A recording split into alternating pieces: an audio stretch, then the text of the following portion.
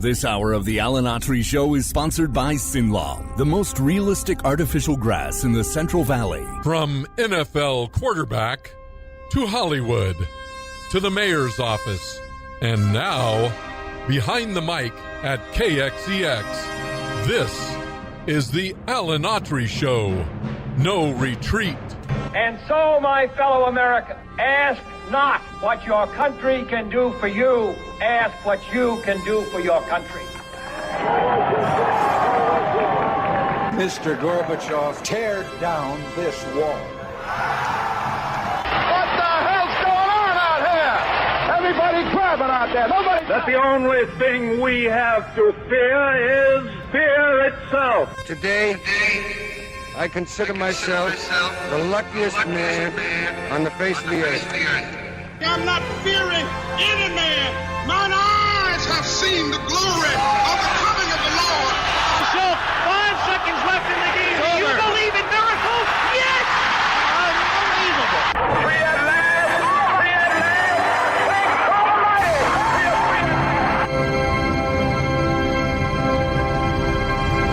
You're listening to the Alan Autry Show on the best talk in town. Talk Radio 1550 KXEX. And welcome to Alan Autry No Retreat. This is old Alan Autry, still alive, still kicking, broadcasting from the KXEX studios in Clovis, California. Beautiful, beautiful town right to the east of Fresno, which I was so proud and thankful to be the mayor of. I'm talking about Fresno for 8 years. Beautiful town. People say, Fresno, California, why do you live there? I said, because I've lived other places around the country, and I love the places. I lived in Georgia doing the heat of the night, lived in L.A., and been different places in the country. And Fresno is, I like it. I like the people of Fresno. I like the wide open spaces. I like the culture. I like I do like the weather. The air, we need to get keep getting a handle on that stuff. But I just, I love this place. I love the Deep South. I can say in this great country, when you look around the world, all the stuff going on, I would ask every American to, do a little self-introspection, because, people, I would never live here, never live there, never live in Green Bay, Wisconsin. I said that. I mean, I love Green Bay and the people, but I played football in the second coldest game in NFL history. I went from macho to mush in one quarter. They made that weather made an actor out of me in a hurry. And but you see the rest of the world, folks, and I've come to the conclusion that pretty much anywhere I could go in this country and hang my hat, whether it's for a half hour to grab, a cheeseburger at at a diner in Iowa or Natchez, Mississippi, or on the beach someplace in California, wherever, I would call it my home and be thankful that I'm there. I would absolutely look at all the blessings that are available there, no matter what. Because I tell you, it's a special, special country, because wherever you go, still, although our freedoms are under assault, there's no doubt about that. Our individual liberties, the old saying, it ain't paranoia if they're really after you. There's a political movement that's well-funded, very misguided, and very dangerous, that thinks that we should get rid of that beautiful document called the Constitution and have a more authoritarian big government running things. But right now, almost in any state, even the bluest states, you still have the predominant blessing available to us called freedom. And one of the things you have is the freedom to leave that state and go find someplace else to live. So I just, as I get older, I'm just so thankful, because I heard it said, and I think it's very true. It's a very apt description. We don't get to pick where we're born. We just don't. It's just a phenomena. God's in control of that, or what have you. And if you are born in the United States of America, any place, you hit the lottery. You hit the civilization lottery. And there was a lot of blood, sweat, tears, ultimate sacrifice made by generations that came before us to preserve that. A lot of people don't understand that, after we won our independence from England, which was one of the biggest upsets in military history, you had this little band of warriors, little ragtag group, didn't even have uniforms, taking on, at that time, the strongest army the history of the world had ever seen, the strongest military, and won. King George gave up. Hey, let's don't fool with it. But they came back again. England came back after they had seen what had happened. We can't let this happen. Then we had a little problem with the French. Then we had a problem within ourselves called the Civil War. But somehow, we're still standing. That great beacon of freedom called the United States of America. And you know what? I am too dang old to start modifying or shrinking from that statement. I'm not going to get intimidated. I've probably already thrown away any movie career that I had left. I still don't know how I got hired on Tulsa King for that guest spot. I don't know if they're going to bring me back or not. I did a guest spot on 911 Lone Star recently. Great folks there. Great folks at Tulsa King. Sylvester Stallone, wonderful human being. He is what you think he would be. Very humble, really, of a guy, because he didn't get his success until his mid-30s and that sort of thing. He never forgot where he came from. And in that short period of time I was there, my one big scene was with him. And we got to talk offset. I can't tell you exactly what we talked about because it was some private things. Not trying to be dramatic here, but it was. And great guy. Rob Lowe, the major force behind 911 Lone Star, wonderful human being. His brother Chad. Great folks, but I know that those productions are not. They look at everything before they hire you. They Google you, and you Google some of these shows. And I, by nature, and if you listen to this show or watch this show very often, I don't insult people. I'll kid some people. The Joe Biden age stuff. I don't go like Hannity says, he's drinking a sippy cup, this sort of thing. And I'd say, Sean, watch it because you're going to be drinking a sippy cup too before you know it. You're 61, dude. Okay? Be careful. What goes around comes around. But, you can poke fun. Like I poke fun of my own age. But I do feel I have boundaries. I would say that's a stupid decision, I think, that a Congress made. And I could say, as Obama said, that person acted like a dumb A, But I don't personally go out and attack people or condemn people. I condemn behavior. And we talked about the condemnation about Hamas. I haven't minced any words about this. And while we're talking about that for a moment, I really wish you would go watch yesterday's show. There was a little foul up by Facebook. I thought initially that we'd kind of drop the ball a little bit, but we didn't. Jeremy never does drop the ball. There was some trouble loading up yesterday's show from Facebook. Everybody had a problem.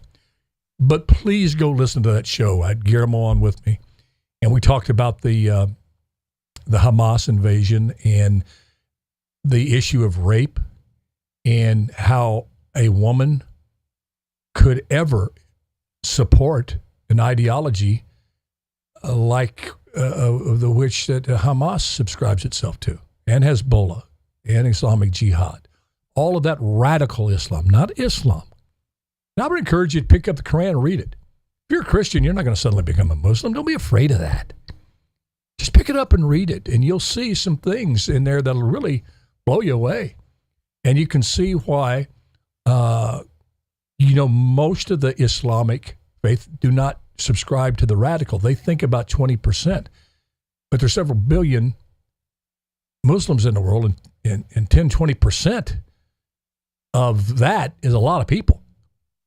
And those radical elements that don't recognize a race of people's right to exist is very, very dangerous. And a mutation of Islam that said, well, women are there solely to serve men, and if they are not obedient, basically as a man you can do whatever you want to a woman that's not obedient. And yesterday's show, we talked about it, and I'm going to stand by the statement. And I know there's a lot of support for Hamas, And Jeremy and I were talking before the show. I'm shocked. I knew there was more than met the eye. A support for not just the Palestinian people, but for the actions of Hamas. I had no idea it was this massive, especially in our colleges. But you stop and think, like Thomas Sowell says, you go, okay, I get it. These people have been inculcated and programmed by professors that of a school that your parents are paying hundreds of thousands of dollars for you to go to, or you've taken out this loan you're going to be paying back the rest of your life. So they must know the truth.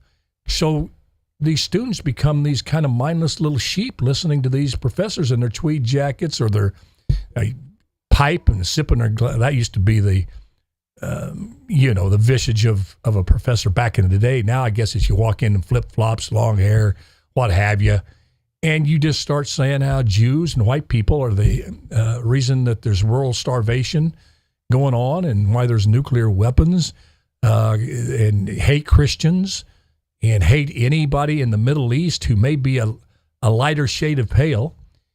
And yeah, I said I do believe part of the hate of the Jewish people is they're not have dark enough skin over there in the Middle East, as well as this occupier charges that they're dealt with. Bottom line is, these young people have been totally programmed to hate an ethnicity and a religion without question. No, well, how about how Hamas did to do it? Doesn't matter. Their evilness, the Jewish people, and anybody who supports them, there's a hierarchy of evil. And Jews and white people and Christians are more evil. They're more satanic than anything else out there. Therefore, the rules of humanity really don't apply to them. That's what Hitler was able to do prior to World War II, and he killed 6.2 million Jews. And a lot of good German people never batted an eye because they let themselves be brainwashed by this guy. I was just astonished at Hollywood. I was astonished. I actually thought that this attack on Israel and how the Hamas went about it, murdering children, women, taking old women that 80-something years old, survivors of the Holocaust, hostage, raping women and videoing it and send it to their parents. I'm thinking to myself, surely our government representatives, folks like Rhea Paul, AOC, Ilhan Omar, you go on down the line, surely there's going to be a condemnation with no qualifier coming from those folks. This has got to be the line because it was so horrific. You wouldn't have believed it if it was a Hollywood movie. You would say, oh, those producers are just trying to make this group or that person seem just horribly bad. Nobody would ever do that. No group, no political party, no religious party would ever rape, burn, decapitate children, do it, video it, and send it to their parents. You see that in movies, and you go, oh gosh, okay. We get it, the bad guys are the bad guys, but you're asking us to believe these atrocities that no one would ever do. They did it. And they did it for the whole world to see. And they didn't run from it. They ran away like the scared cowards that they are with those hostages as human seals and went and hid underneath a hospital. So if you tried to come and get them, you had to hurt innocent people to get to them. And I said, how could any woman on yesterday's show, how could any woman support that group? Yet many do. So as I try to wrap my head around that, I think the show yesterday brought up a lot of questions. So I'd go Wednesday's show, go on and watch it. And today, I'm going to put the final nail into my acting career coffin. But you know what? The closer I get to meeting my maker, the less I really care about what people think or what people can do to me. I think about it if I'm doing something wrong. I still fear that because I know I'm doing something wrong in the eyes of God. if I'm saying something that I think is untruthful and I'm trying to manipulate people, even if I'm trying to manipulate them to a cause I think is right and truthful, there's no right way to do a wrong thing. I'm not going to lie to you, knowingly tell you an untruth. I can't promise you much because we don't have control of much in this life, but we do have control of what we say, what we do, and our behavior. And that's my promise to you. And I feel to withhold information or hold a point of view that you truly think would help people understand you if they take the time to tune into this. So I'm going to borrow from Bongino. This is not a job for me. This is like a fake job. I mean, jobs when you work all day, you work out in the fields, you work on cars, you're a truck driver, you're going out to insurance salesman, working your butt off. Coming here and talking on this show is not really a job. But if I withheld a point of view because I felt it might jeopardize my career, and I feel what I should say may possibly help somebody somewhere improve their courage to stand up and say what they feel and not be intimidated and be willing to live out of courage. Courage is not the absence of fear, folks. I love making movies. I want to keep making movies. Am I fearful that how I talk on this show, the positions I'm taking, can threaten me ever working again? And at 71 years old, like I said, I had a great time on Tulsa. I had a great time. 911 Lone Star. It's fun. I love to do fun stuff. This isn't fun, but it's fulfilling. Sometimes it's fun to do this show. But courage is the ability to overcome fear and continue to do the right thing. So I'm not going to sit up here and say I'm pulling a John Wayne. Well, I'm not scared. I'm not fearful at all, Pilgrim. This is what I'm going to say if I don't work again the rest of my... So be it. Now, I will say that, but I'm not going to say that out of arrogance. I'm not going to say that that I would like that. Like I said, I want to make movies. I think I'm in my career, I always knew I was going to be a good old man actor. A lot better than a young actor. And I was told that by a lot of people. Said, when you get older, it's when you're going to hit your prime. And I get that because I had that face. When I was like 28, I looked like 48. I'm 71. I can play mid-80s now and still have the pep and vigor. But I'm going to say it here, and I can't mince words on it. I just have to say it. I'm just not clever enough, articulate enough to word salad it as such to make my point. So I'll get right to the point and say it. If you are a Jew in America today, I want to ask you this one question. How in the world can you remain in the Democratic Party? I'm going to say it again. If you are a Jew, whether you're a practicing Jew or not, I know a lot of folks that are Jewish are not practicing Jews. Hamas and their supporters don't care whether you read the Torah every day or whether you have a bar mitzvah for your kid. They don't care.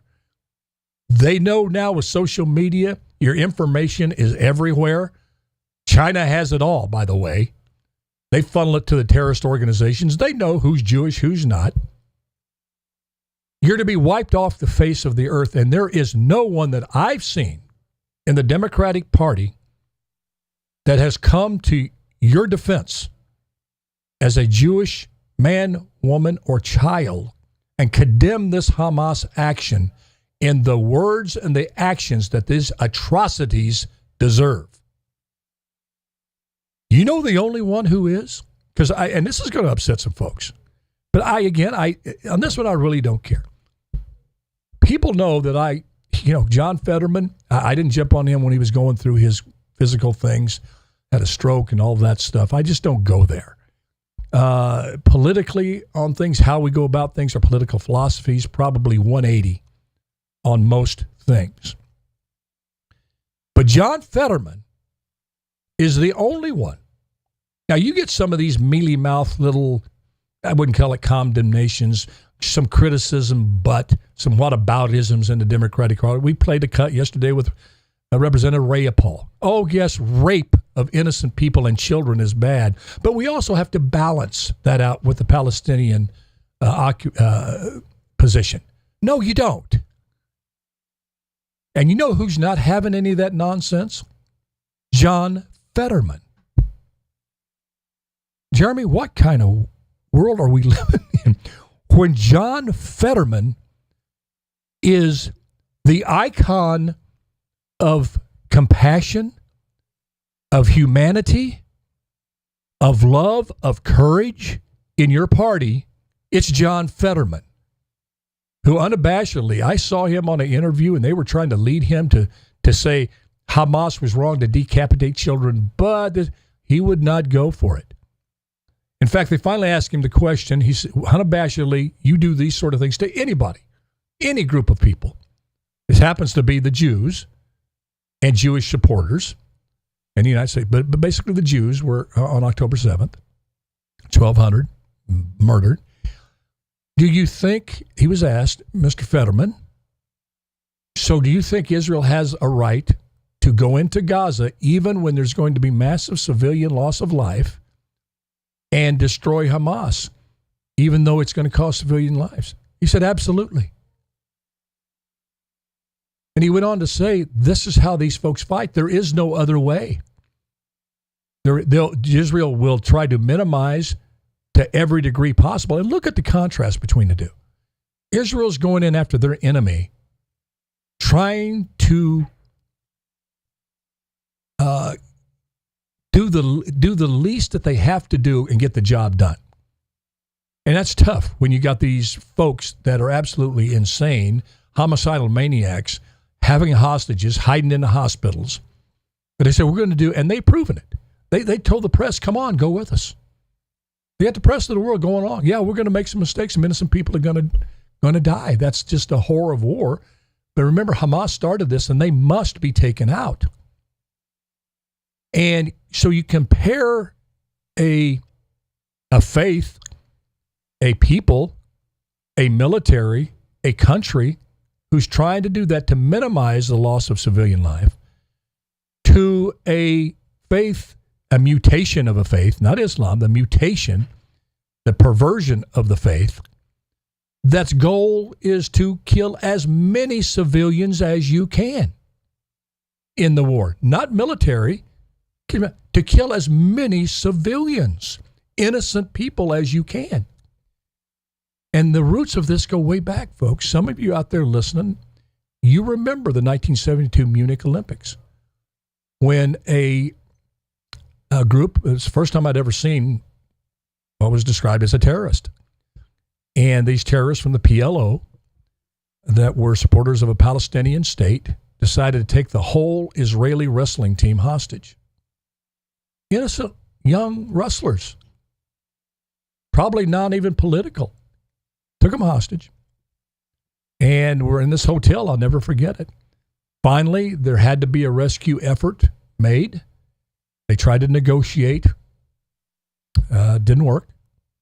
So they had to wind up going in, and every single one of those innocent wrestlers was murdered. That's how Hamas and Hamas-like organizations work. That's the fundamental component. Fear, intimidation, no rules, wipe people out simply because who they are, whether they're in the military or not. So, and I have quite honestly not understood, being an actor, there's so many Jewish folks in Hollywood, good people, Larry, Chuck Gordon, Mississippi Jews. They gave me a break in a pilot that I was not ready for, but they let me star in the pilot. Didn't get picked up, but it was a pretty good thing. Bought 2 of my scripts. Fondness for them. They were very compassionate guys. I mean, Larry Gordon wound up running 20th Century Fox, present there. But back then, there was a strong Jewish, practicing Jewish segment of Hollywood. Yeah, they stuck together. They argued and everything, but they stuck together. Well, who wouldn't when the whole world's been trying to wipe you out for hundreds of years? That's quite a bond. They were successful. So the Jewish culture is they whatever's given them, you go back to the history. That's just part of the Jewish culture that's pervasive. They work hard, they stick together, and it's something that should be admired, not resented. And I've seen over the years the support for Israel start to erode within the Jewish community in Hollywood to where you don't hear hardly any actors. I mean, Susan Sarandon felt very comfortable by coming out and tweeting how we all got to support Palestine, and Hamas had some reasons for doing what they did. Now, she walked it back later, but, it's like BLM taking off of their website the fact that they want to destroy the nuclear family. Oh, you do a tweet, so the real you came out, hellstorm comes at you, so you don't have any courage to stick by what you believe, so you retract it, or you take something down from your website. So suddenly you don't believe what we know you believe. You haven't done an appropriate mea culpa and said, I'm really sorry, I'm a changed person or a changed organization. So I'll repeat as we go to break here. I don't get it. I think there should be a mass exodus. I'm not a member of any political party. I'm an independent. But let me tell you, you are way more welcome in the Independent Party and the Republican Party right now than it looks like you will ever be with this crazy turn that the Democratic Party has taken. They don't want you, Jews. They don't want you. We'll be right back.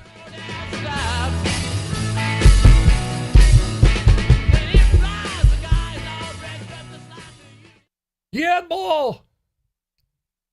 Autry. Yes! Guillermo just showed up, folks. Where am I wrong on this, Jeremy? Where am I wrong? How can you stay in the party? No, I'm sorry, I'll let you get that. I just don't get it. It's not like a policy difference that you have within the parties. You're not conservative enough. It's not like a Mitt Romney-Trump feud within the Republican Party.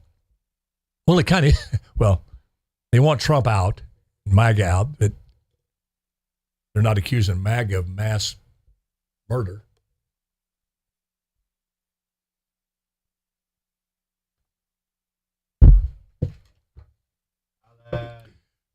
Guillermo, I got the name of our show. Either Guillermo and the Gringo, or the Latino and the Gringo.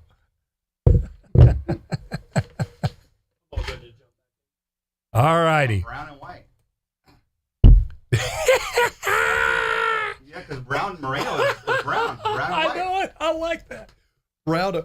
That would get a lot of things. Sitting there with a cowboy hat. Brown and brown. Yeah, we can explain that. Hey, it's not what you thought. You thought it was a racial thing, didn't you? See where your mind goes. All right, let's do this thing.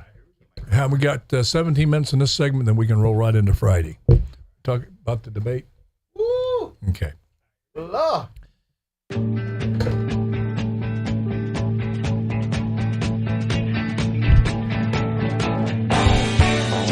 This hour of the Alan Autry Show is sponsored by Sinlaw, the most realistic artificial grass in the Central Valley. And welcome back to Alan Autry No Retreat. It's Thunderous Thursday. I'm joined by Guillermo Moreno. So this show is now being called Guillermo and the Gringo. Has it got a little ring to it? He thought it should be brown and white, right? Brown and white, but you're brown. Brown and brown. But see, a lot of people don't know that. They don't. I'm Autry legally, but I went by brown. Oh, well, that's a whole show. Yeah. Welcome, my brother. Hey. Okay, one comment, and then I want to go into the debate. Let's do it. You weren't here for the last segment. I put probably the final nail in my acting coffin. Because there's quite a few Jews in Hollywood, and I know many of them, and they're good people. Most You're pro Jew. We're all pro Jew here. Well, I'm pro good Jew. I'm pro good Christian. I'm pro. I mean, Okay. you know what I'm saying? Just because you have a faith, just because you say you're Christian, it's what you do. As Forrest Gump's mom said, Christian is what Christian does. But yeah, I certainly am not going to be against anybody because of their faith, if it's based in God and compassion, that sort of thing. But I've seen, I'm looking at the lack of response from Hollywood in defense of the Jewish community there. The lack of the Jewish people in the community to speak up, which I can understand that a little bit. I mean, they got targets on them. The Jewish students at the universities are hiding. They're not wearing yarmulkes, not doing anything. It's crazy stuff. But if you, and the lack of support from the Democratic Party, who I would have to say historically, if you did a head count, I'm just guessing here, there's probably more of Jewish faith that are liberal. There's certainly some conservative Jews, but especially in Hollywood, a lot of folks have taken that lead. I would ask you this. How, with the lack of support after these horrifying things that Hamas did and the tepid support for Israel, if any, if you're a Jew, how in the world could you stay in the Democratic Party? They don't want you. How do you justify staying in that party when the Republicans are speaking out? The conservatives are coming out saying this is murder. They've condemned homicide. Actually, that's a good name for them, homicide. They're the ones, the conservatives, that are backing you up. Yeah. It's not like you have a little, dispute on, how much funding should go to building parks around the country. You're talking about a life and death issue. The people in your party can't come up and support your right to live, to exist, to not, against someone who burns babies, rapes kids. I mean, why do you stay in a party like that? Well, they shouldn't, and I think you're going to see a movement away from the Jews that are liberal. You're going to start seeing sort of a flight. Now, remember, you have to remember that after Donald Trump became president, and he was very pro-Israel, and he, he did what he did with the Golan and moving the embassy. And the Abraham Accords. You had a lot of liberal Jews start to shift. Now, by and large, the majority of American Jews are obviously liberal, but you're going to see a shift. And let me remind everybody, not every single segment of voting blocks is going to stay with the party forever. All right? Look at the Latinos. You're starting to see even a bigger, 10, 15 years ago when you were mayor, would you have ever, Latinos voting for Republicans, would you ever imagine you'd be on a show with another Republican Latino? I mean, it's so I see. Well, I kind of go ahead. Yeah? I don't want to do really because you're going good, but I kind of felt hope for that because of the culture. It's a very conservative culture based in faith, and I felt that they would find their roots eventually. But go ahead. Same thing with the Jews. Now it's kind of good point. Now it's kind of obvious. Like, hey, listen.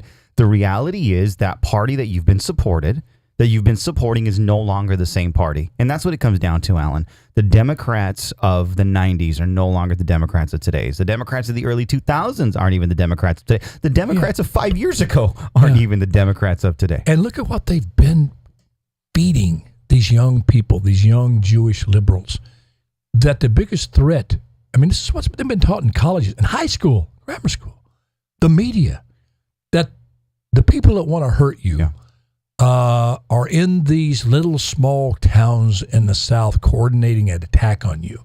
They chew tobacco, they go deer hunting, they like Jeff Foxworthy, and they hate you. And they're going to come after you. Yeah, I tell you, Larry the Cable Guy, you may laugh at him, but he hates Jews. And if he had the chance, he would kill. That's what they've been taught. Yeah. When actually, their biggest enemy was within their own party. Isn't it that the Democrat is just being revealed for what they truly are? And I sent out this clarion warning to the Jewish people.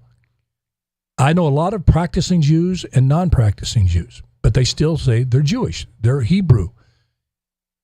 Let me just put, so they're saying the truth will set you free, but first it'll make you miserable. The miserable truth is, with China's collection of data and all this stuff, you can't hide who you are. I can't hide that I'm a Christian. They would find I went to People's Church, this, and they'd find a show.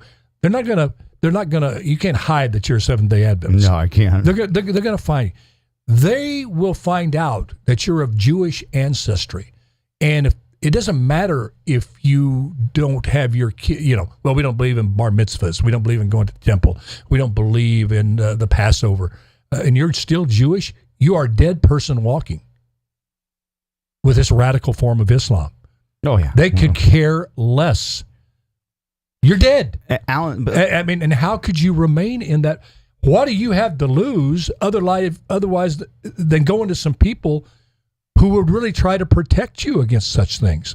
The Republican Party or conservatives or independents. Yeah. Well, when I was in Israel, and you can talk to the colonel about this, and I asked him on our show, like, hey, why are so many Jews still liberal? And even in Israel. And I'm sure some of the individuals that were massacred on October 7th were, and I think you said this yesterday, they were pro-Palestinian, right? So here you have a lot of people that are sitting in Israel that believe in some kind of unity and peace. And unfortunately, October 7th happened, and you have this realization that, wait a minute, as much as I try, as much as I'm going to try to play the middle, and as much as I'm going to advocate, because you do have people that think that, no, listen, peace, right? Peace. Peace Fresno always emails me and sends me stuff, peace, peace. Which we all want. Yeah, but you have these people, you have some people that are just unrealistic, Alan. It's just unrealistic. Peace, love, right? And peace and love. That ain't going to happen. You can't tell Hamas to love their neighbor. They don't love their neighbor. Well, that was Obama's agenda. If you just treated them different. Yeah. And I recall this guy who was an interrogator during right after 9/11 when we had the first war in Iraq going over there. No, the second one with George W. Bush after 9/11. And this guy talked about this prisoner of jihadist, and he got to be friends with him, with the jihadist. Really? And the interrogator. And they got to be friends. He would bring him sandwich, and they talked about family. It's a good interrogator. They even cried together and stuff. But the interrogator even said, I really felt for this guy. Did you get the info he needed? Well, let me tell you what happened. A good interrogator. I'm like you. I'm going with him on this stuff. And I don't know what they got from him, but his turn was, after about a year and a half, they were sitting around one day, and they're talking about when this is all over, about getting together. And he asked the guy, goes, what would, if you had a chance, this is done, we were out, out of here, just together. This thing was done, and we were together. We found ourselves like just walking down the street. How would that be? And he said, he'll never get. The guy looked at him and said, I'd kill you. The interrogator said, what? I'd kill you. I like you. Person, my faith would demand that I kill you. It would be nothing personal. And the guy thought he was kidding. He said, you would kill me. And it chilled him because the guy said, yes. And then he went on to say, I would hope we could have some conversations before it happened and proper goodbyes. Wow. But I would kill you. And that's what we're facing. I mean, it gives me chills thinking about it.